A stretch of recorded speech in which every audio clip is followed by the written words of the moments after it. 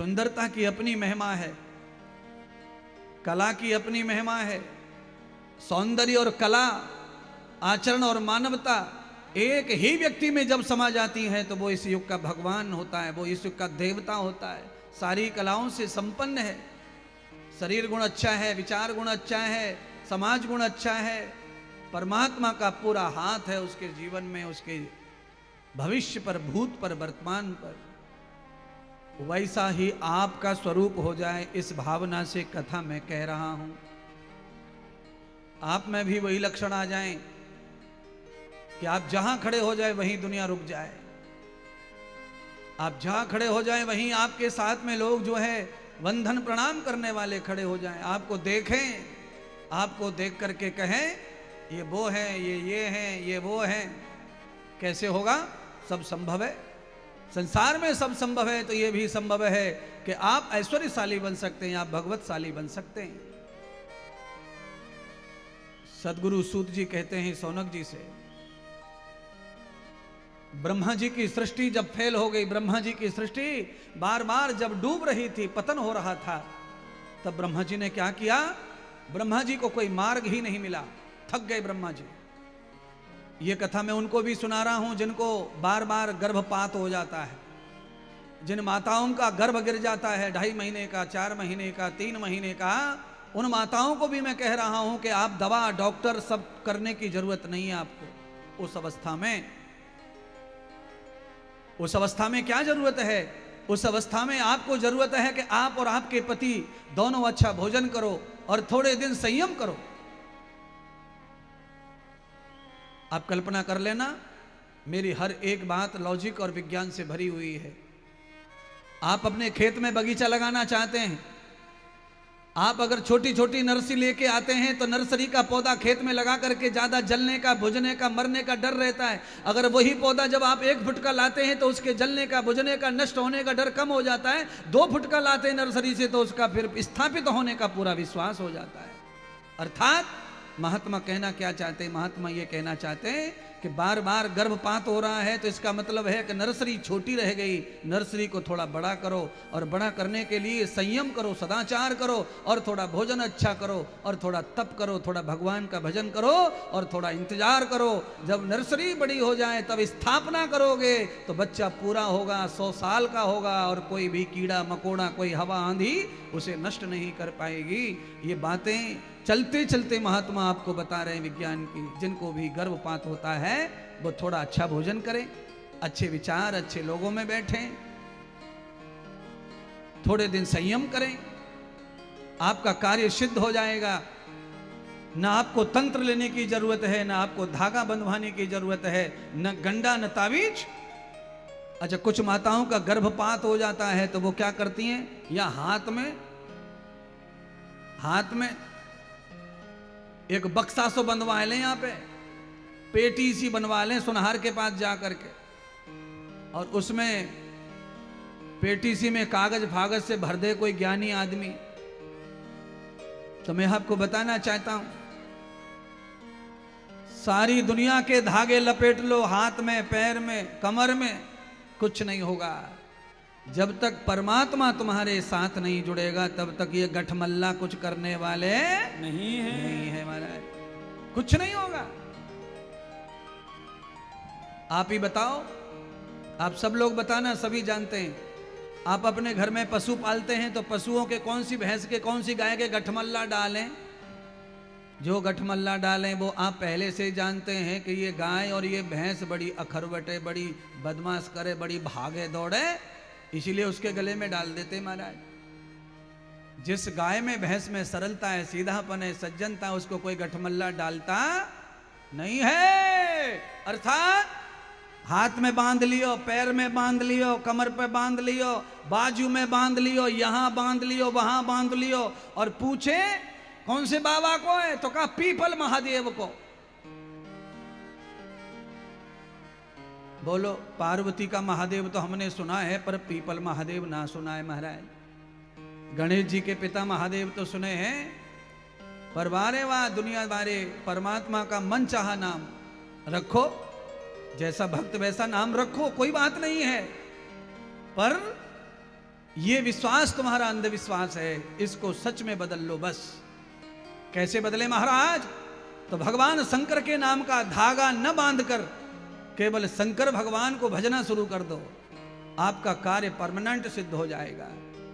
मंत्र जाप कर दृढ़ विश्वास, मंत्र पर विश्वास करके जाप कर दो, भगवान का नाम स्मरण प्रारंभ कर दो, और परमात्मा का जब नाम स्मरण प्रारंभ हो जाएगा तो आपको कोई धागा, तावीज और छू और फू किसी की जरूरत नहीं पड़ेगी।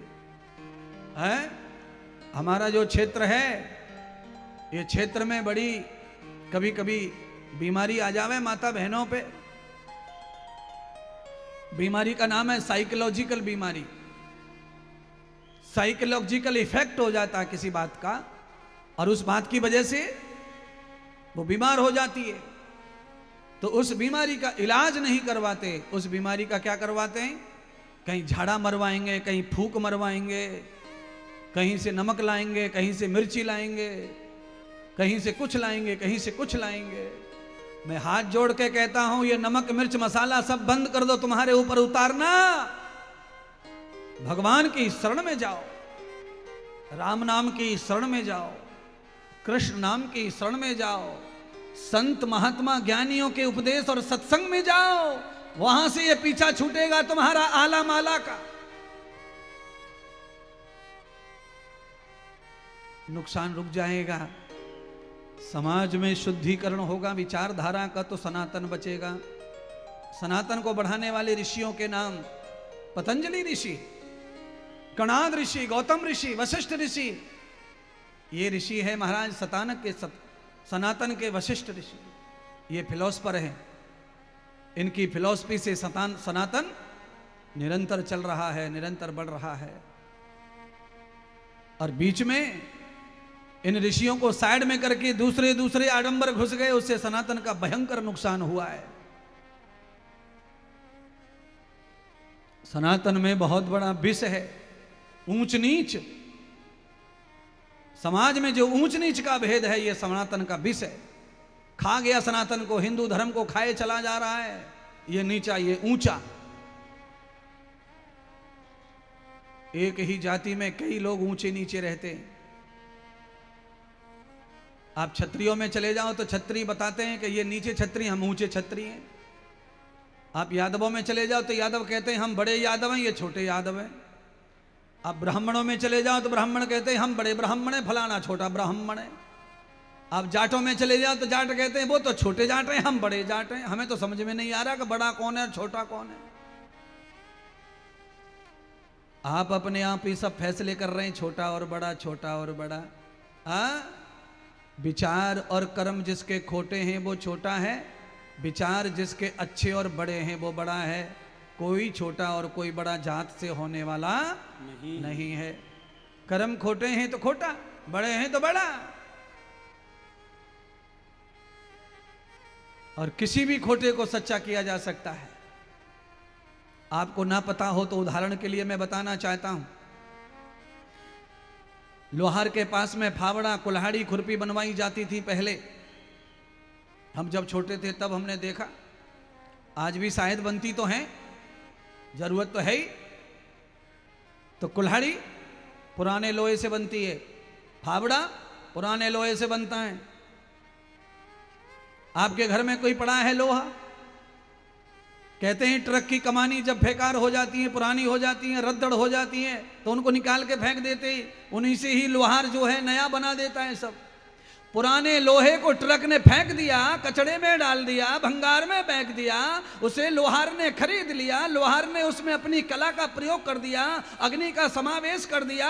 वो लोहा पुराना ट्रक के लिए हो गया था, पर जैसे ही कारीगर के पास आया, लोहा फिर से उपहार बन के, खिलौना बन के, हथियार बन के, नया बन के, कीमत के साथ बाजार आता है। ऐसे ही तुम्हारा जीवन चाहे जितना भी निकम्मा हो जाए, किसी संत के चरण में चले जाओ, वो अपनी कला से फिर से तुम्हें उपहार बना के समाज में प्रकट कर देगा। ये सत्संग का महिमा, ये कथा की महिमा है।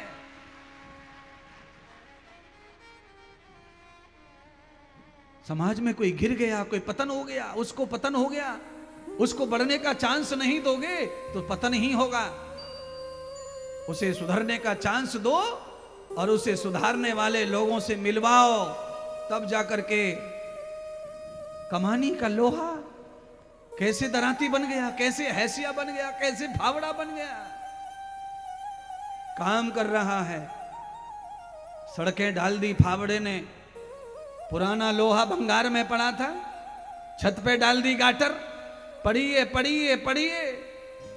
और वही गाटर जब लोहार के पास गई तो वो गाटर गाटर नहीं रह गई, पड़ा लोहा नहीं रह गया, वो कुल्हाड़ी बन के आई और उसने पूरा जंगल काट डाला। किसी अच्छे महात्मा के हाथ लग जाओगे, किसी अच्छे सत्संग में पहुंच जाओगे तो तुम कब इंसान से देवता बन जाओगे कोई समझ नहीं पाएगा, कब महान हो जाओगे, कब तुम्हारी कीमत अनमोल हो जाएगी। आज तुम्हारी कीमत क्या है तुम ही जानो। आदमी 100 रुपए में बिक रहा है, 50 रुपए में बिक रहा है, 500 में बिक रहा है, लाख में बिक रहा है। अब मैं कीमत क्या लगाऊं तुम्हारी, जब 50 में, 100 में, 200 में, 500 में बिकने वाले लोग हैं संसार में, तो क्या कीमत बताऊं। जिंदगी की कीमत कैसे कह सकते हैं, मानव की कीमत कैसे कह सकते हैं। ब्रह्मा जी बार बार सृष्टि करते, बार बार सृष्टि प्रलय हो जाती, डूब जाती। अंत तो गत्वा ब्रह्मा जी जब थक गए तो ब्रह्मा जी ने अपने शरीर को इकट्ठा करके पिंड बनाकर नेत्र इंद्रियां सब अंतर्मुखी कर ली। अचानक अंदर से आवाज आई, हे ब्रह्मा तप करो तप करो तप करो। बंधुओं, जिसके भी घर में नुकसान आ जाए, जिसके भी घर में पतन आ जाए, चलता हुआ व्यापार रुक जाए, चलता हुआ खेती रुक जाए, चलती हुई उन्नति रुक जाए, अच्छे भले बच्चे बिगड़ जाएं, बहू बिगड़ जाए, ऐसे सब लोगों को चाहिए कि घर में बकवास न करके ध्यान करो, भजन करो, ध्यान करो, भजन करो, ध्यान करो, भजन करो। चाचा को, मामा को, भूआ को, फूफा को बुलाकर कितनी भी पंचायत कर लेना, पर ये बड़ी बहू बिगड़ी है वो सुधरने वाली नहीं है। छोटा बेटा बिगड़ा है वो सुधरेगा नहीं। बार बार फूफा समझा गए, बार बार मामा समझा गए, 50 बार पंचायत हो गई घर में, पर बात नहीं बनी। 4 दिन बनी फिर बिगड़ गई, 4 दिन बनी फिर बिगड़ गई। अरे बात तब ही घर की बनेगी जब घर के सब लोग जन्म देने वाले को याद करेंगे। हे परमात्मा, ये तो सब पंचायत करने जो आए ये सब मतलबी हैं, जो ज्यादा मीठी पिलाएगा चाय उसके ही गाएंगे, ये कभी न्याय नहीं करते। फूफा बड़े बेटा की तरफ है और जीजा छोटे की तरफ है, कर लो पंचायत, कैसे होगी पंचायत। इसीलिए घर और गृहस्थ का कल्याण कैसे होगा फिर महाराज। घर में झगड़ा हो जाए तो महाराज रिश्तेदारी बुलाए जाएं, तो मैं कब कह रहा हूं कि मत बुलाओ, रिश्तेदार बुलाओ, 1000 बार बुलाओ, पर घर का समझौता तो भजन से होगा। अपना अपना सब राम नाम जपना शुरू कर दो, 6 महीने में सारे झगड़े खत्म हो जाएंगे। सब में समानता के विचार, परमात्मा अपनी बुद्धि डाल देगा सबकी खोपड़िया में। हैं? लहसुन का तड़का मार के सब्जी खाओ, प्याज का छन तड़का मार के खाओ सब्जी। अरे या भयंकर मई के महीना में प्याज और लहसुन को तड़का खाएंगे तो बुद्धि काय को ठिकाने पे रहेगी महाराज। आग बरस रही है ऊपर से और आलू के साग में लहसुन ठूस दियो, ऊपर से आग, अंदर आग, लहसुन की आग, तो कैसे आग बुझेगी बताओ। इसीलिए कम से कम मौसम के साथ में भोजन करो, मौसम के साथ में भोजन में बदलाव लाओ। महाराज आप ही बताओ, आपको ही तो बुलाया है इतना खर्चा करके, खाना पीना सिखा के जाओ महाराज। जनवरी का महीना हो, कड़कती ठंडी हो, तो 2 पोती डाल दो लहसुन की सब्जी में, फायदा हो जाएगा शरीर को। जून को महीना हो, मई को महीना हो, आग बरस रही हो, लू चल रही हो, पुदीना की चटनी हरी मिर्च पे सिल पे पीट के रोटी से खाओ, ठंड ना आएगी, गर्मी ना सताएगी, डायरिया ना सताएगा, गर्मी ना सताएगी, खेत में दिन भर काम करो, धूप ना सताएगी। पुदीना में इतनी ताकत है, पर पुदीना कौन खा रहा है, लहसुन ठूस रहे हैं, लहसुन। अच्छा बताओ, आज तक आपने लहसुन के ऊपर कोई गीत भजन सुनो, कोई गानो सुनो आज तक?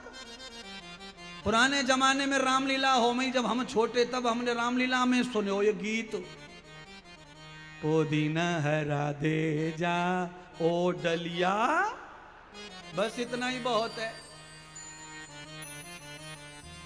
पर आज तक आपने कोई गीत सुनो कि लहसुन सफेद दे जा, कालो दे जा, पीलो दे जा, प्याज दे जा, अंडा दे जा।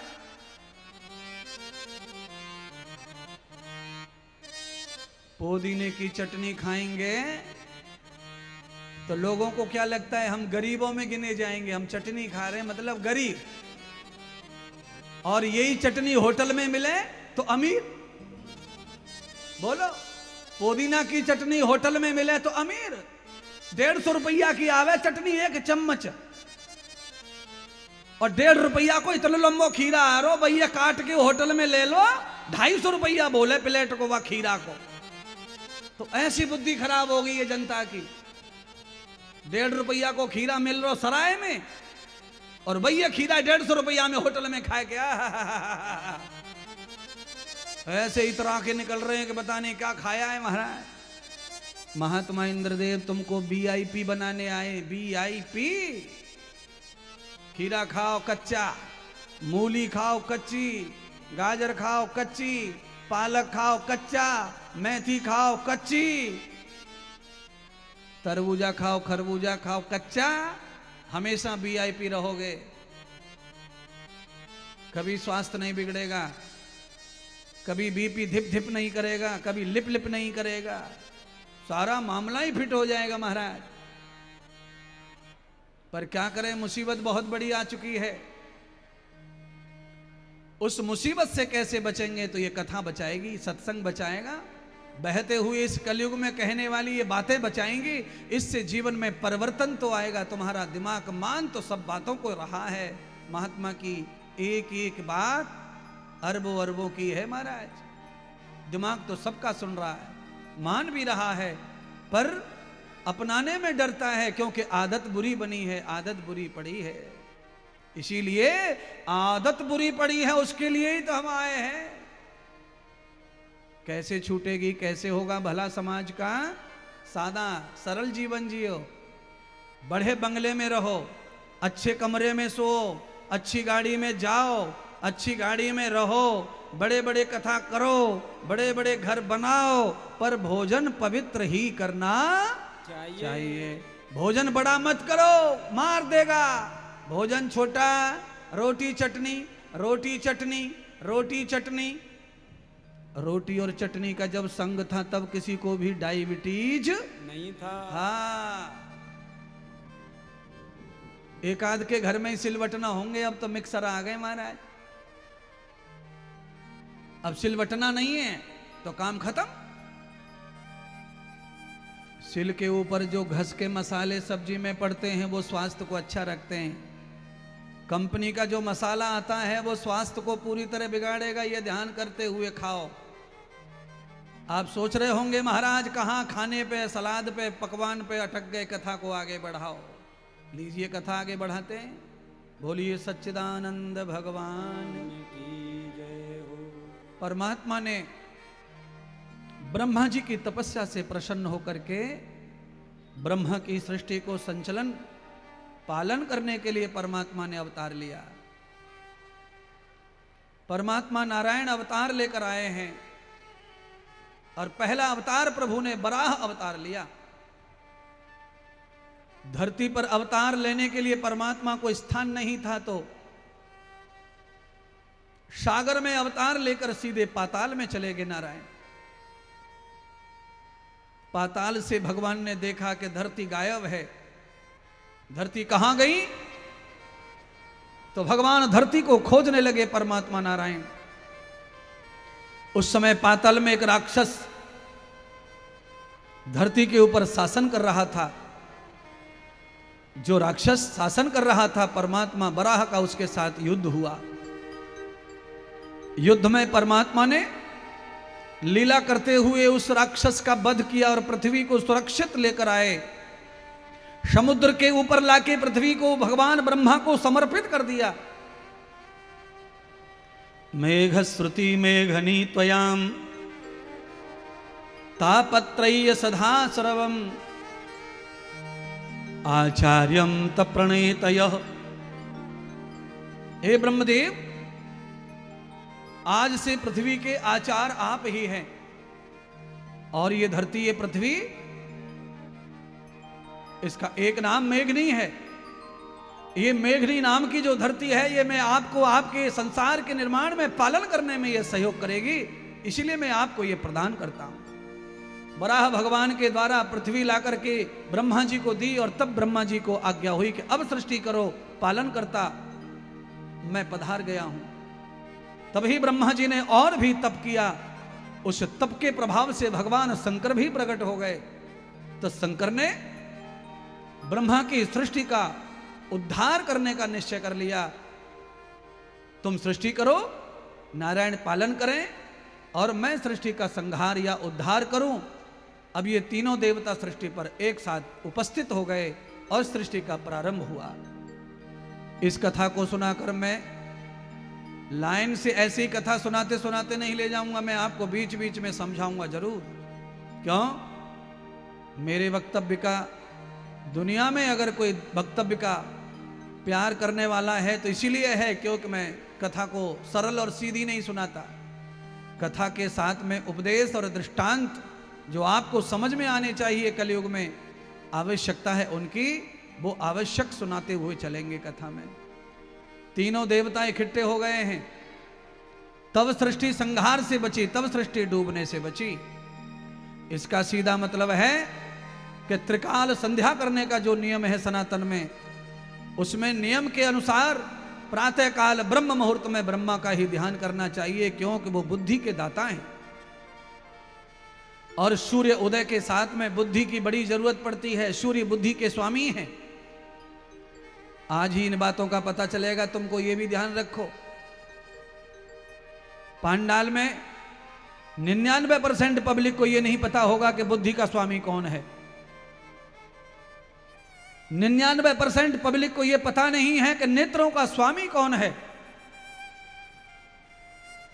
कानों का स्वामी कौन है, नाक का स्वामी कौन है, जीवा का स्वामी कौन है। बहुत कठिन है समझना, पर हम इसीलिए तो आए हैं कि जो न समझे उसे समझाएं। जिनको आता है उनको आता है, जिनको नहीं आता है उनके लिए। आंखें देखना कब बंद कर देती हैं? आंखें अच्छी हैं, आंखों से दिखना बंद हो जाए, वो टाइम शाम का होता है, सूर्यास्त के बाद आंखें देखना अपने आप बंद कर देती हैं। आंखों से दिखना बंद हो जाता है तो दिया जलाना पड़ता है, लाइट जलानी पड़ती है। यह अर्थ, सीधा सीधा अर्थ है कि आंखों का स्वामी भी सूर्य है, आंखों का स्वामी भी अग्नि है। आंखों में रोशनी कम हो जाए तो चश्मा बनता है, और चश्मे में शीशा होता है, और शीशा पत्थर से बनता है, पत्थर में भी इलेक्ट्रॉन होता है। इसीलिए अग्नि के तत्व को पूरा करता है चश्मा, इसलिए दिखने लगता है। इसीलिए कान खोल के समझ लीजिए, आंखों का स्वामी अग्नि है, सूर्य है। इसीलिए सूर्य उदय से पहले ही हमको उठ जाना चाहिए। देवता धरती पे आए तो आंखों में देवता का प्रवेश होना चाहिए। आप अगर सो रहे हैं, सूर्य देवता आ गए, धरती पर फैल गए, और आप सो ही रहे, आंखें बंद ही पड़ी हैं, तो आंखें चार्ज होंगी नहीं, आंखें देखना बंद कर देंगी। मोतियाबिंद जल्दी आएगा, हृदहोती जल्दी आएगी, काला पानी जल्दी आएगा। और रोजाना आप अपनी आंखों को चार्ज करेंगे, सूर्य भगवान को देखेंगे, उगते हुए सूर्य का दर्शन करेंगे, ठंडा ठंडा कूल कूल पानी अर्घ चढ़ाएंगे, और उस पानी से, अर्घ से सूर्य की किरणें जब आंखों में पड़ेंगी तो मोतियाबिंद बिना ऑपरेशन के गायब हो जाएगा, काला पानी गायब हो जाएगा, हृदहोती का रोग गायब हो जाएगा। एक आंख में 5-5 दिख रहे हैं, वो गायब हो जाएगा। बोलो, इंद्रदेव की वचन को सुन लोगे तो आधे से ज्यादा पांडाल में चश्मा चढ़ा बैठा है, उतर जाएगा। ये जिम्मेदारी खत्म हो जाएगी नाक पे टांग के घूमने की। पर महात्मा की बातें सबको अच्छी लग रही हैं, पर चश्मा उतारने के लिए, सूर्य दर्शन करने का कार्यक्रम कौन करेगा? कौन नियम पालेगा? कौन रोज उठे, रोज दर्शन करे? ये परेशानी में कौन पड़ेगा? अरे जाने दो, चश्मा है तो है। ना ना ना ना ना ना ना ना, चश्मा लास्ट साधन है आंखों का। चश्मा भी फेल हो गया तो फिर ऑपरेशन भी काम नहीं करता। इसीलिए प्यारे बंधुओं, चश्मा हटाओ, नेत्रों को रोशनी प्रदान करो सूर्य नारायण से। अंतर्हितम त्वया ज्ञान मूलम, एक और ज्योति अंदर है, ज्ञान की आंखें जिन्हें कहते हैं। वहां से आप मल का पर्दा हटाओ और सत्संग की गंगा में गोता लगाओ। अंदर का बाहर का दोनों जगह का उजियारा आ जाएगा। अंदर बाहर दोनों जगह उजियारा जब रहेगा तो यहां भी वाह वाह और वहां भी वाह वाह होगी आपके जीवन की। यही सिखाने आए, यही कथा है।